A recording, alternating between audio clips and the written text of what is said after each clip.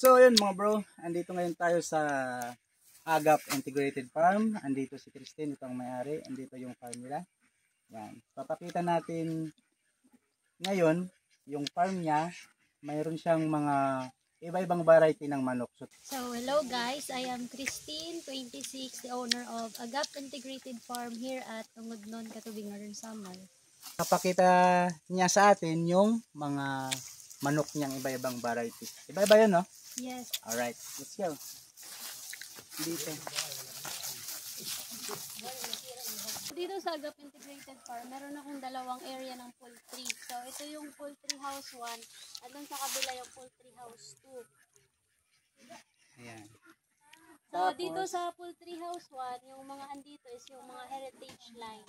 So sa farm ko, mixed breed lang yun ng mga Black Australorp, RIR, kanang Sussex, tapos may hala din na H&N. So doon naman sa kabilang poultry house 1, may native doon, Brahma na half din silkies, merong bantam and basilan. So dito sa poultry house 1, mga 24 heads na lang to.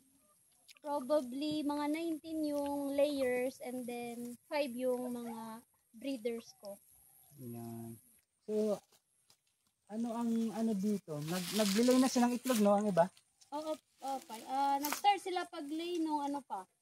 May nag-start sila ng egg production. So ngayon kasi maulan, may bagyo, minsan iba-iba yung nagpapakain sa kanila. So somehow malaki yung epekto nun sa kanila.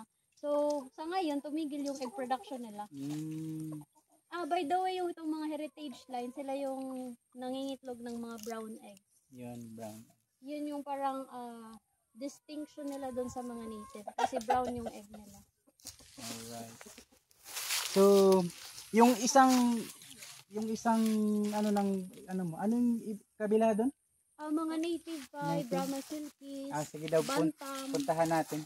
So yung housing doon is temporary pa lang kay naglalak sa So ayun, nandito tayo sa pangalawang poultry area niya. Meron ditong mga iba-ibang klase din ng manok. So ayun, sasabihin na ni Tin kung anong meron dito. So ngayon, nandito tayo sa poultry house poultry area 2. So andito yung mga native ko, may Brahma na breed din sa silkies.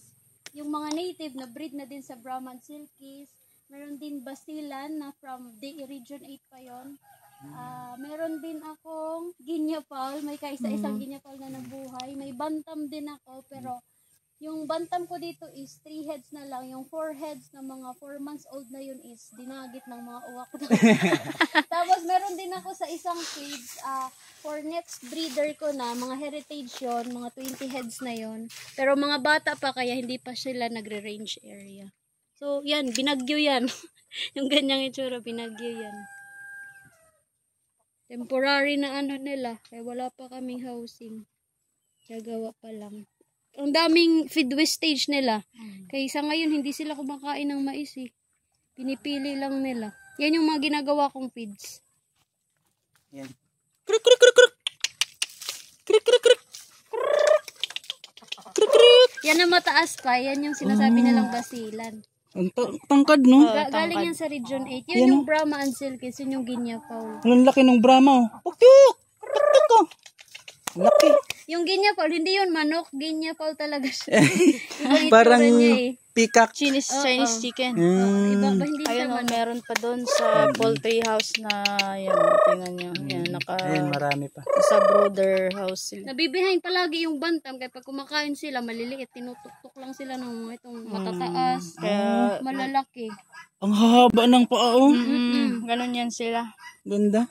Malalaki at Tapos may mga sawa dito pa na pumapasok, tapos yung isa pa ay nakita namin inuuod na, tapos yung isang manok nasa loob ng tiyan niya. Hindi na siya nakalabas. Namatay, pati ahas.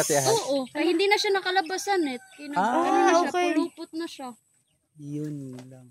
Bumili na ako ng makapal-kapal. Para mas nagtatagal kasi ito tumatagal lang to ng 3 months eh. So yung gamit nito pa